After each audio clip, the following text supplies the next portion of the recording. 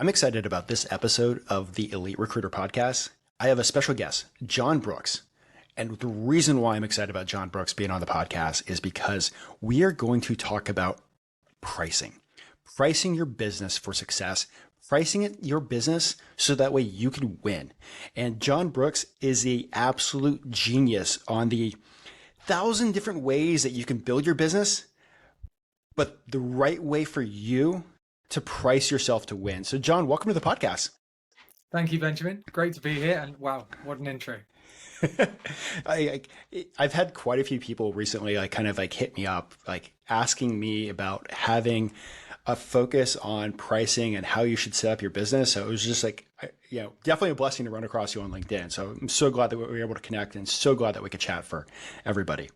So before we get started talking about pricing yourself for success, how did you even get started in the recruiting business? And then how did you get into the pricing side of our amazing business?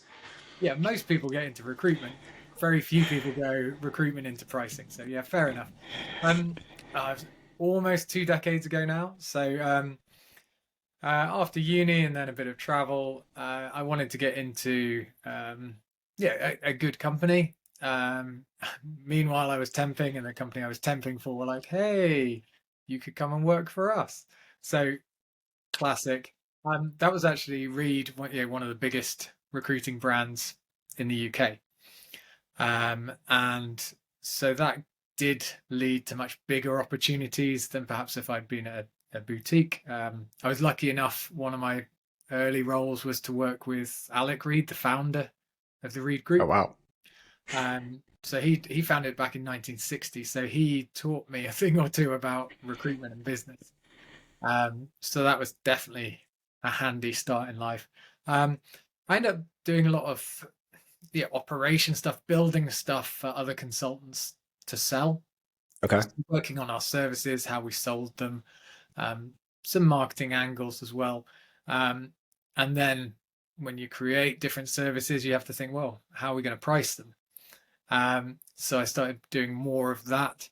Long story short, we then got a management consultancy specializing in pricing. So again, well, as niche as me, to come in. And I was like, oh yes, these are the answers. This is, I was kind of fumbling around in the dark being like, hang on, if we create more value, where does price go?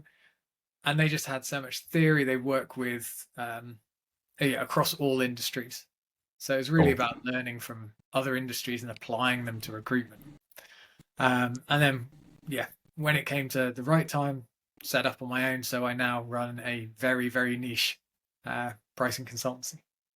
That's one of the things that I love about the space. When you first enter the space as a recruiter, that you think that is just recruiting is just the one thing that you could do. But really, it's just there's so many things that you can do within the recruiting community and within the recruiting industry that I find fantabulous. And so your company, and explain what your company does.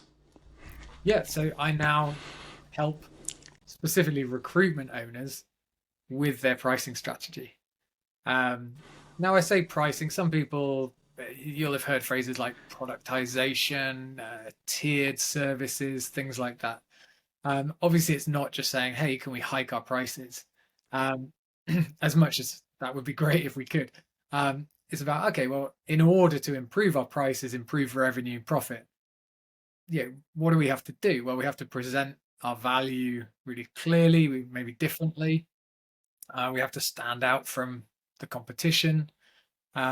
So putting all of that together strategically, and then of course recruitment consultants have to take that and run with it. That's crazy. That's awesome. So you've probably in your industry have seen like 1,000 different ways to price a recruiting service. And I know one of the things that I've seen, at least out there in the US, is some people charging like 5-10% direct placement fees. Like maybe that's a good way to get your first placement, but it's not a good way to keep a business going.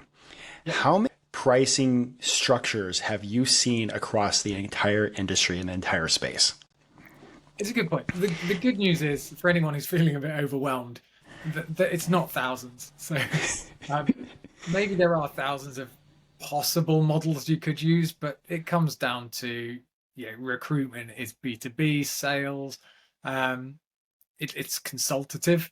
Um, so selling it that way, clearly, if you are more high volume transactional, the RPO type stuff, um, you can take slightly different models. But yeah, there are some core models that just talk to human psychology. And actually, I studied psychology at university, and that kind of has come to be much more useful than I thought it would be. Um, we buy the psychology of buying, the psychology of selling becomes really important, and we're all the same at that level. Uh, Hmm. in terms of the number, I think there are some trends. People talked about uh, you know mini RPOs, uh, multi-month retained models, and things like that. Um, there are always different people trying different things. Um, but I think there are a few core ones. One thing I should say is I think the traditional model that most people use, a percentage of salary, there are some good things about that, and there are some things we could definitely improve about that. Well, Um, let's pause right there, and I want to kind of break down into like the different like vehicles of pricing your business. But let's just go with the contingent model or the retained model on a percentage of the salary. What are the good things about that? so one of the good things, and one of the reasons we're not very good at then talking about price increases, is percentage of salary is salary inflation is baked in. So our dollar fees, our pound fees go up year on year because wages over time go up. So if we were selling something, if you sell a can of Coke for $1, 10 years later, you're unprofitable if you're still selling a can of Coke for $1. So you need to think about that. You need to push through price increases. If you can manage to take the same percentage of salary over a decade, your dollar fees go up over that time. So that saved us having to be good at pushing through price increases. The downside is when clients decide to push us on that percentage, we lose out. Now, a few issues with, if you want the issues, Yeah, uh, go, a few of the downsides. Working in percentages, we think, if we drop 1 percentage point, we're like, oh, that's not too bad. So if we drop 20% down to 19%, we're like, it's okay, it's only 1%. It's not 1%. It's 5% of your revenue. mentally running like for those that are like listening to this, I'm mentally like running the math. And John just like gave me a look like deer in the headlights as I was like trying to run the math in my head. Super simple one. Let's keep it easy. You're at 20%, you drop to 10%, which is horrible. Yeah. But it's not 10% off. It's 50% off. Oh, yes. And we forget to do that. And we rarely drop 20 to 10. That's a horrible discount. Yeah. But lots of people I see dropping from 20 to 15, for example. And that's a quarter of their fee. But it doesn't sound like it's a quarter of the fee. So some consultants can get tricked into thinking, oh, yeah, it's not too bad. I only gave away 5%. You didn't. But also clients are like, well, it's only 5%. Why are we arguing so much? It's like, hang on. You've taken 25% of my revenue. That's whatever my dollars were. I've just lost a quarter of what I was going to bring in. You do that across your year, across all your placements. You go from being a great consultant to an average consultant. Oh, it's as a recruiter, I've caught myself in that trap, where I'm negotiating with a client, and I'm mentally looking at that as like a 1-2% drop to win the business, not a 5 to 10% drop of what it really is on revenue coming into our company. Mind blown. Sorry. Thank you, John. Well, I hope this is useful. Yes. We need some solutions. We need some answers to get us out of this problem. The other, just on the traditional stuff, do you use salary increments. So you charge a higher percentage if you go over a certain salary level. Like, I know some people that have, it's not something that like we typically do, but I do know some people that are in that like the space that have talked about that kind of structure. Yeah. So that's pretty traditional in the UK. Okay. And it's a really good example of, but we've always done it this way. The problem is, so if you've got a salary at, I don't know, 49,999 dollars, that puts you in the bracket where you charge, you look at your terms and it says, oh, I'm going to charge you 20%. Hmm. The client says, okay, actually, I'm going to pay them £1 more. Oh, you're in the bracket where it's 5% more. And suddenly it's like, whoa, that's potentially a couple of $1,000. It's like, Wow. so the client's like, the fee has no, that increase clearly has no relation to value, no relation to work. Again, we just get sucked into thinking, oh, but it's what my last company did when I'll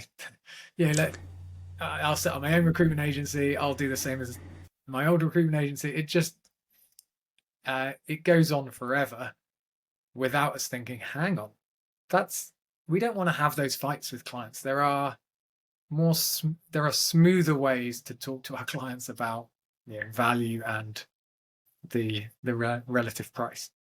And that kind of shifts into the conversation. What are some of the ideas of the things that we could be doing better? I think I mentioned tiered pricing earlier. Tiered pricing is having tiered services really powerful. One of the important things here is if you only have one service. So we'll talk perm for the moment. So a client has a permanent vacancy and you say, okay, I can recruit for that role. Here's the price of me recruiting for that role.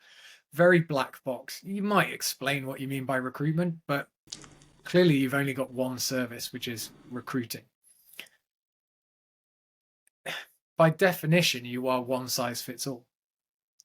It doesn't, if it's a higher role, if it's a harder role, if it's a lower role, you're like, yeah, I'll recruit for that too. I'll recruit for that too. So it's one size fits all. The problem there, first of all, is it's a very binary decision. It's yes, no. Secondly, there's no choice about the service. There doesn't seem to be any flexibility in the service. But with B2B, clients know there's flex on price. So we say, okay, great, I can do a great job for you. It's X%. And they go, oh, cool. It's negotiation time. We've led them. We're encouraging them to negotiate with us, which clearly isn't what we want to achieve. We'd like to steer them away from negotiation. Now, one of the models I really like, and I recommend quite a lot, is what I call the good, better, best model. So it's having 3 services, which is why I talked about tiered services. And what you get there is a choice of services where the value, what you're getting, goes up through the tiers and the prices go up. So suddenly price is part of a conversation around service and value. So we're not immediately jumping to how low can we go?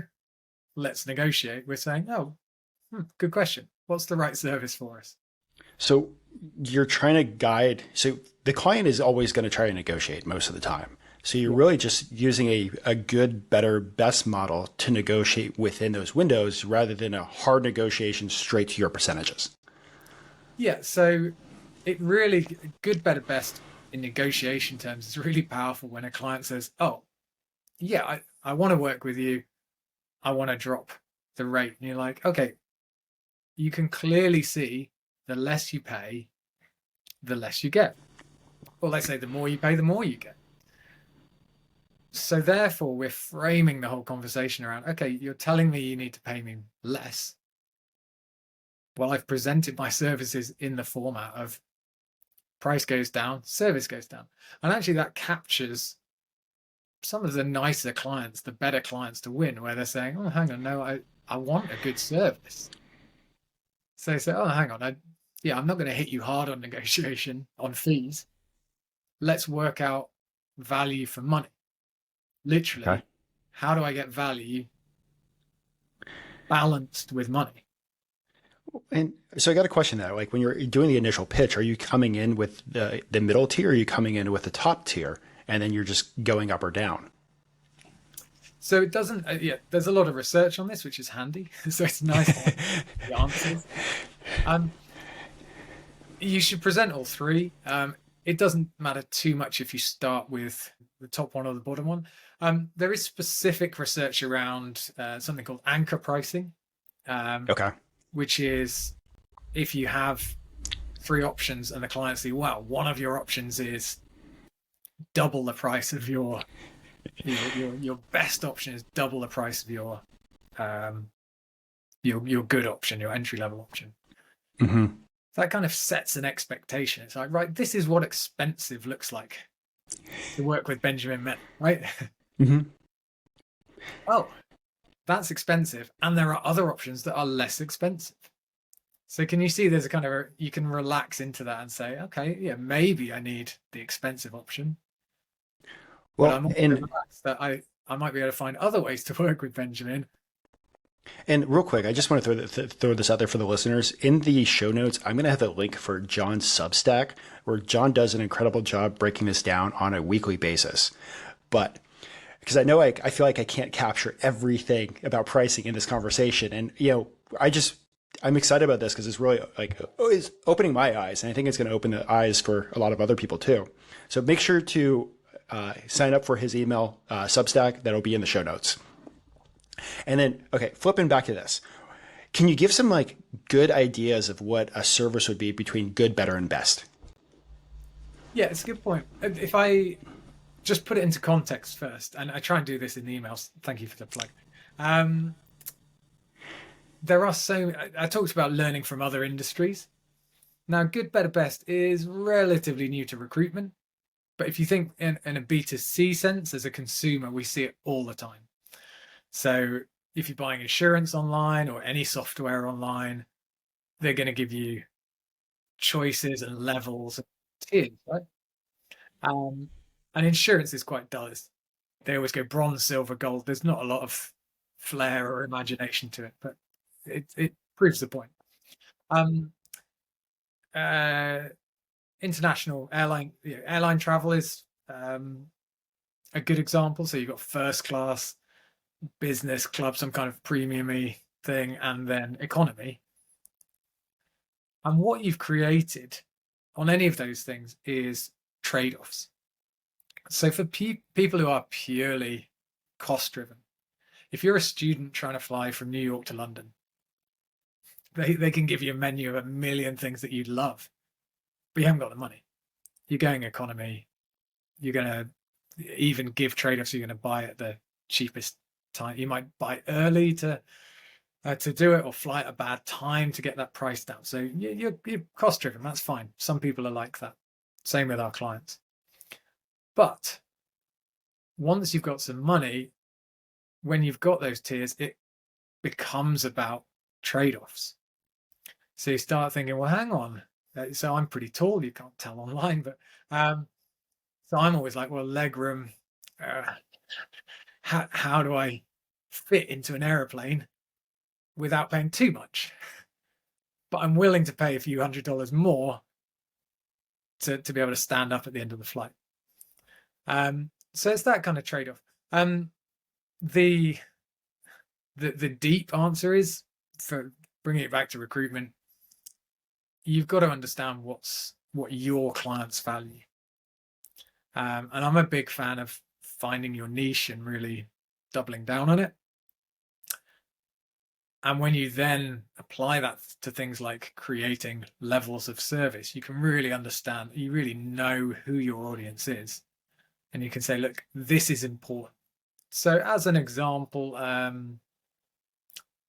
engineering projects, construction projects, cash flow is really important. So actually playing with payment terms. If you want a cheaper service, pay me quicker, for example. or if you're paying me more, you get more benefits of longer payment terms, as a industry specific example. Whereas lawyers, I imagine, would say, we've just got money all the time. It doesn't make any difference whether we pay you in 7 days or 30 days or 90 days. Like, that's not an issue for us. But lawyers, I'm stereotyping massively here, but they might actually go for something which is status driven. Or it might be something that there are challenges. I was going to say something that they're aware they're not good at. The challenge there is ego. When a client says like, no, I'm good at all this stuff. You're like, yeah, are you really? If you were that good, that position would already be filled. Exactly. How do you frame that? I think that's beyond pricing. But again, understanding your audience. If your audience have egos, you can price that in certain ways. Awesome. Well, okay, so we've talked about percentage driven, based on a percentage of the income that person would have. What other like types of pricing models are there in the recruiting industry outside of that? Yeah. So I like percentage driven, like the tiers based on salary. You can really have some awkward conversations when clients say, hang on, if I pay them $1,000 more, I have to pay you $3,000 more. So I think stepping away from that part of it is important. Fixed fees, I've talked about the problems. You fix your fee, you have to factor inflation in, you have to keep going back to your clients. I think the other big one to talk about is contingent. And contingent, retained, both those words should only be used internally. We should never use those words with clients. They're horrible technical jargon. Clearly, retainer also means what you put on your teeth. And it also means what you pay a lawyer just to be able to pick up the phone to talk to them. So retainers mean very different things to different people. So yeah, don't go running out saying, hey, we're contingent recruitment or we're retained recruitment. Package it again in a way that your audience is going to get excited about that package. My issue with contingent, I hope you've covered this, I hope your audience are aware, is you might only get paid, the industry averages are you fill 20 to 30% of the roles you work. Which, among other things, I mean, it's a really painful way to run a business. But you also lose that value. You lose the ability to really connect with a client,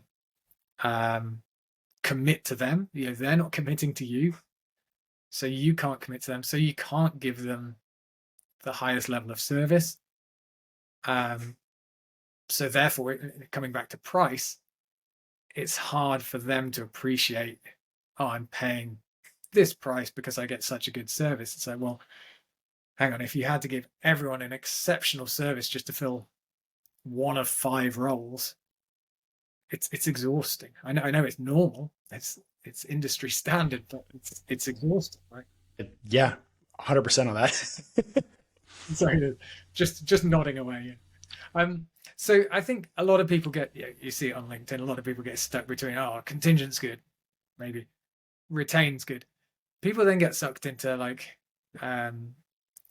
retainer has to be search, has to be 3-part, has to be boutique.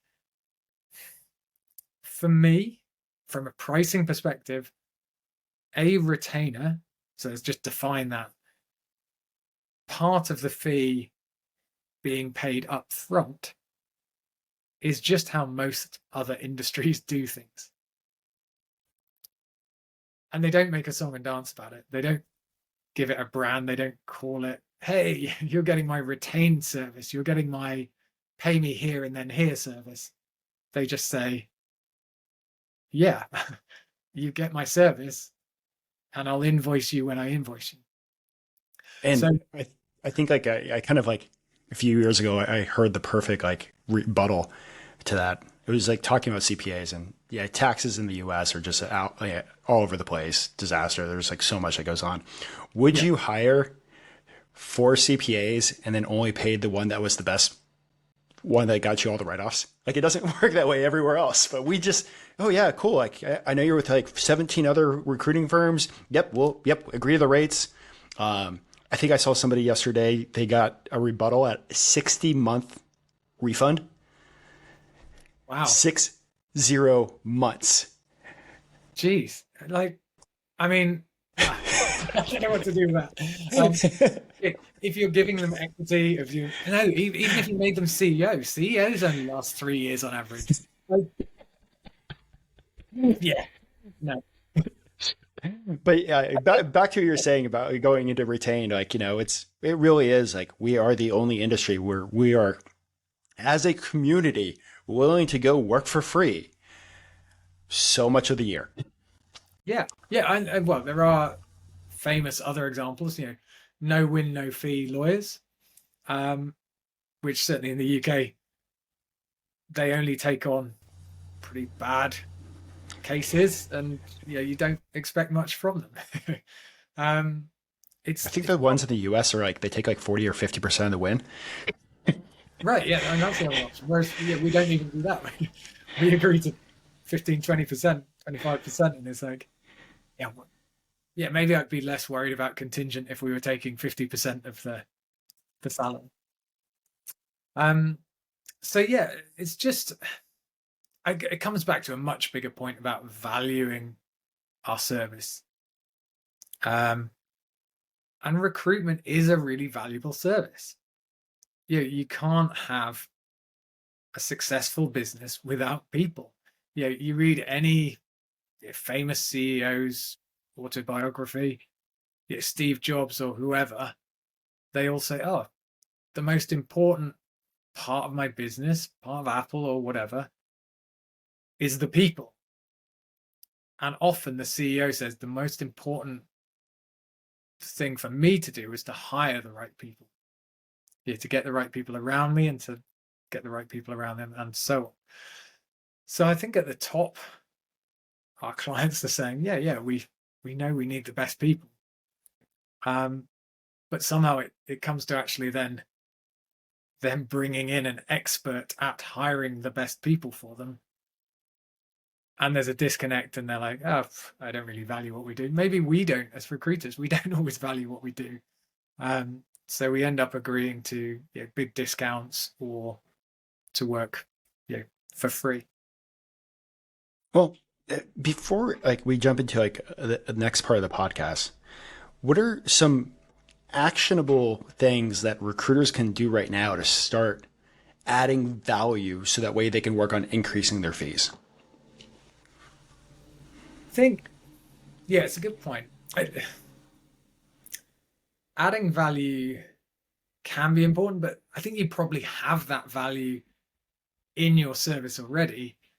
It's about understanding what it is. And there's a risk, and I've done this before. You list out everything you do, and you read the list out to the client, and they're like, while they think, did I leave the oven on?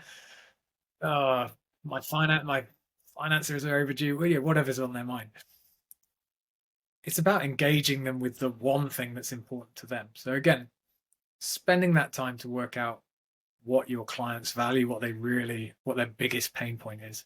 And then talking about that, I think, yeah, like I say, we provide enough value. I think it's probably signaling to our clients that we believe we provide value. So if they say, oh, can you discount? You say, no, my fee is what I've just told you. Yeah, stick to your guns. My fee is my fee. And justify that by saying I'm a good recruiter. Now clients will, for example, say, oh, but another recruiter said they'll do it for, whatever, less. But you can say, again, hopefully you're in a position to say, oh, but I've got 10 years experience in recruiting specifically in this industry. So Have they filled it yet? well, exactly, yeah. And I think people understand to ask some of those questions, but have more confidence in those questions. Really, yeah. Someone says, "Oh, can you match another recruiter?" Most recruiters say yes. They don't say, "Who's the recruiter and what have they done so far?"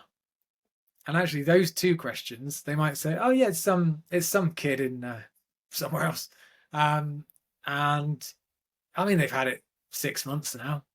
And you're like, okay, uh, right now let's yeah.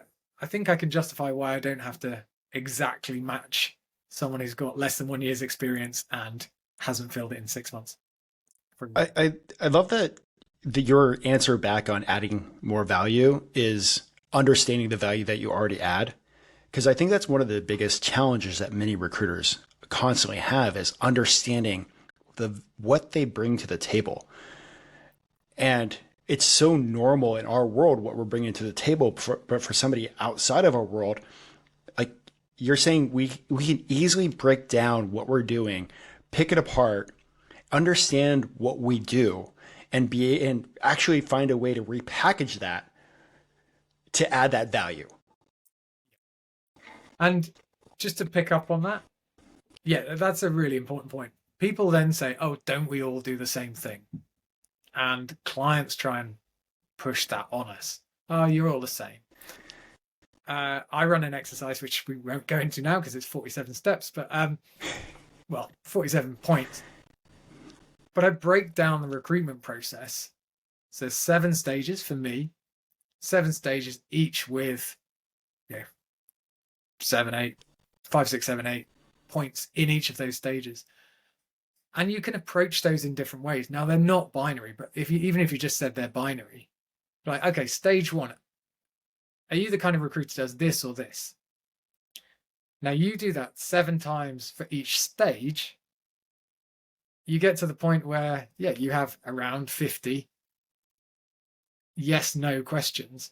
The recruiter next to you, the agency that's competing against you, does not answer those questions in the same way.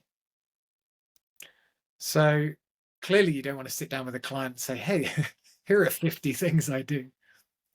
But in doing that kind of exercise, as you said earlier, breaking it down and saying, right, how do I do this? And thinking from your client's perspective, what do they value most in this? And then you can say, okay, here's my differentiation and here's the value I add. So for the recruiters that want to do a deep dive and like break down those 47, 50 steps on how they're actually adding value, how do they get in touch with you? LinkedIn is the easiest way. I have quite a long email address.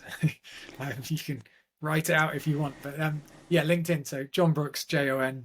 And if you put Jon Brooks pricing, you will definitely find me because there aren't many Awesome. pricing people, and there aren't many pricing people called Jon Brooks. Yeah, and I think I absolutely love that, like what you're doing with that 47, 50 steps, because once again, I've been having this conversation with people that have been calling me up. It's just like, hey, like understand the value that you bring. Like companies can't win without you, Yeah. without a recruiter. So, well, before we jump over to like the quick fire questions, John, is there anything else that you would love to share about pricing? Don't open that box. um, I hope other people are interested in this. I mean, my emails, that's when I really get to go into detail and into more depth. No, I think just kind of thinking back, yeah, giving clients choice rather than thinking it's one size fits all. That is so key. And I hope now I've said it, you can see that all around you. The number of businesses that give you a choice, even coffee cup sizes. Oh, do you want to go? Do you want to supersize that? This people rarely, businesses rarely give you a single choice and just say okay. So that's a really interesting concept. Maybe before that is just really taking time to understand that we provide something that's highly valuable. And again, if you're an agency owner with a team, spend time, build that into your training, repeat that again and again. Because of course we go up against line managers, hiring managers, HR, who it's in their interests to knock us down again. but that's their job.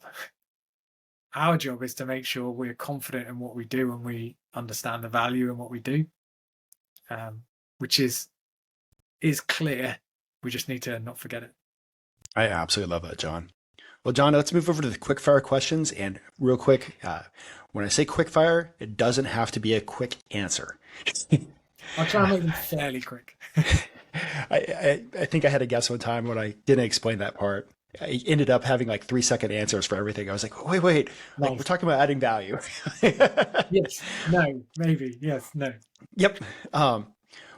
What advice would you give to a brand new recruiter that's just getting started in our industry this year? Get to know your market. And by that, I mean, try and have a niche. If it's so much harder to become a generalist recruiter, and it's hard to be an experienced generalist recruiter. Yeah, the more of a niche you have, the more you can understand. There may be 3 to 5 role types that you're working. So the more you understand about that, the more valuable you are. You're not just coming across as someone who's only just started in recruitment, but also, yeah, try and understand that, yeah, clients really need us. I was talking to a recruitment owner earlier today. Yeah, our clients fill plenty of roles themselves. They come to us with the difficult stuff. We're doing the hard work. They do the easy stuff. There is no easy stuff for us. So we're doing the hard stuff. So we're adding value. Make sure you know that and remind yourself that. But obviously then do the work to build into that role and make sure you are adding value through insights and understanding.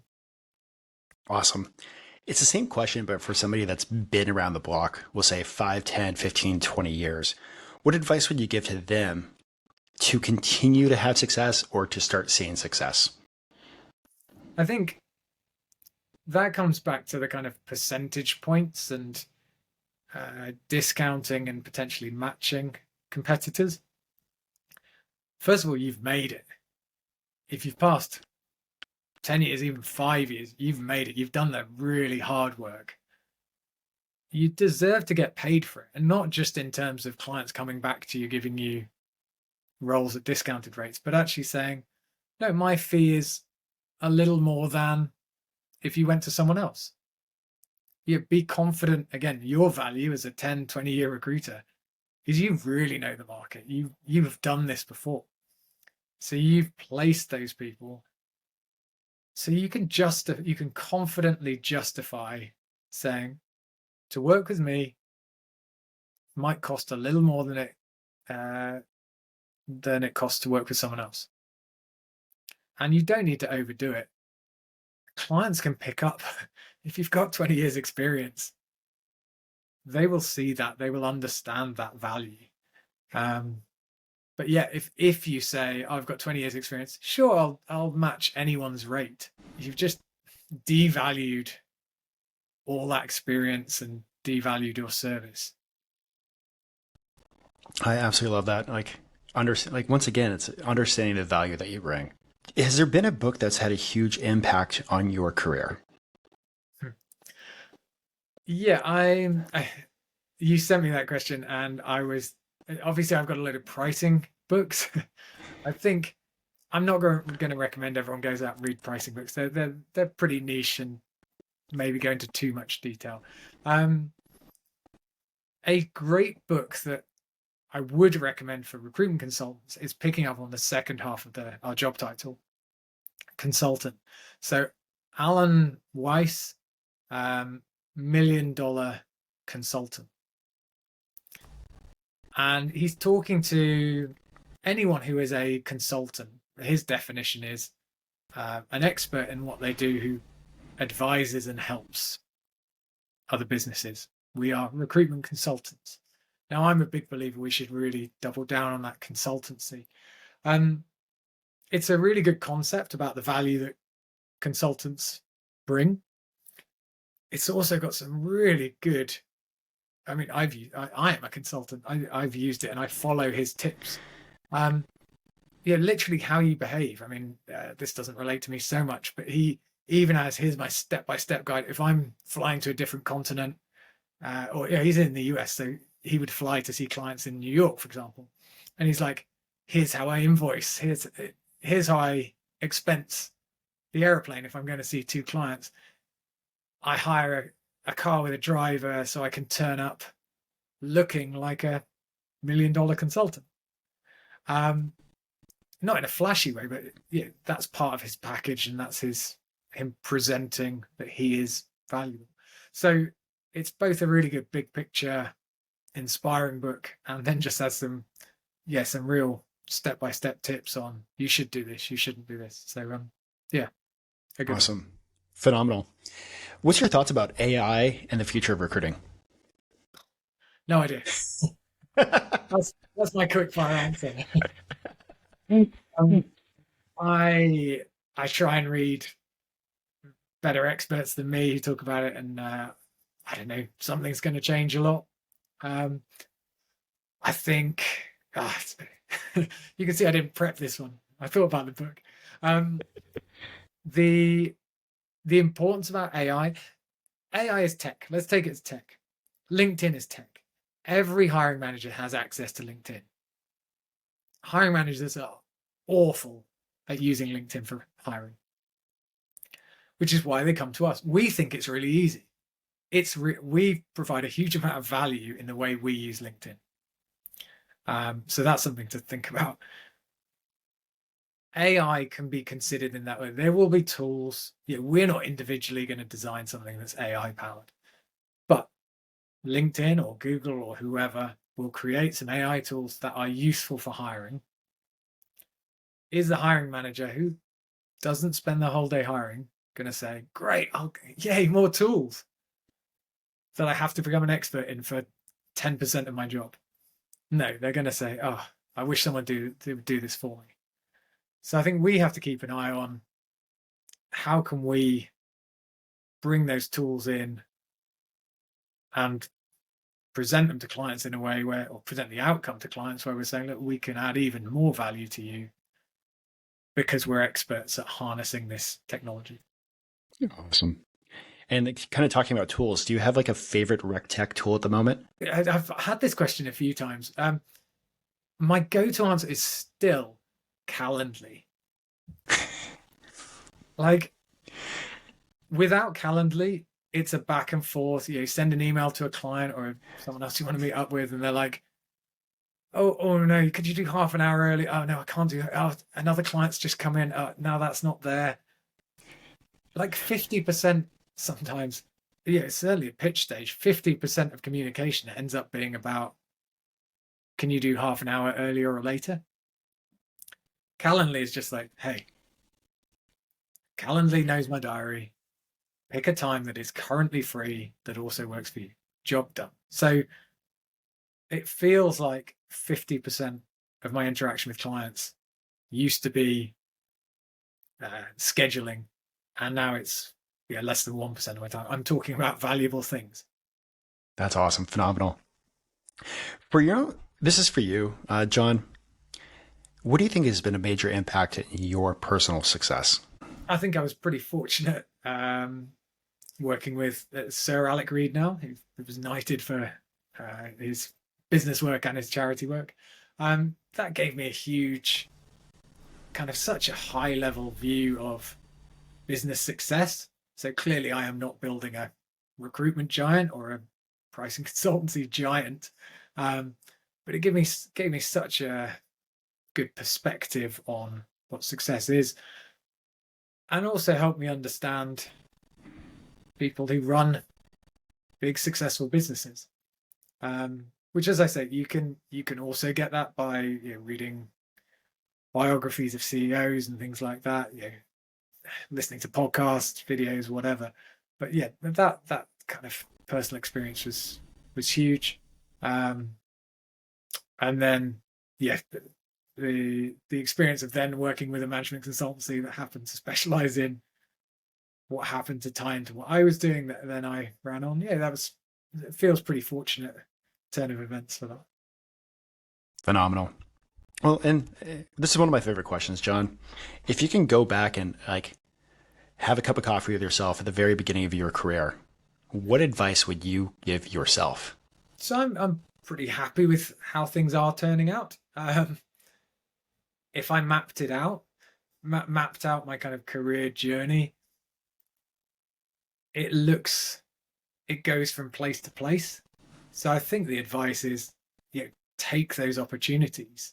And I think I often did. I'm sure there were more opportunities I didn't, but um, yeah, things came up, and I was like, oh, I don't know where that will lead, but it's always turned into something good. I guess the additional advice is, of course, take the opportunity, even if you're not sure where it leads, and double down on it. So if you're a new recruiter, yeah, pick a niche, find a good agency to work with, work under someone who's inspiring, and then go all in with it. Yeah, don't, because you don't know where it'll go, but trust your instincts. This is probably going to go somewhere good, and then go for it. Don't leave one foot in a different camp somewhere. Well, John, I'm like I said, I was excited about this podcast just because of pricing and thinking about pricing is important to every recruiter out there. And like I, even as a math person, I should have understood and always looked at the numbers of going from 1% down from a 20% fee isn't 1%. That's 5%. 2% down, that's 10%. That's 10% of your fee, guys. And also, like, I love the idea about looking at your business with like a good, better, and best option, like the tiered options. That's stuff that I'm going to work on implementing over the next few months. So thank you, John. And for the listeners, is there anything else that you would love to share with the listeners? No, I think just those two things you've summarized really nicely. And I've said it a few times, but recruitment is highly valuable. So be confident in charging a fair fee for it. Awesome. Well, thank you guys. And for the listeners, until next time, keep crushing it, y'all.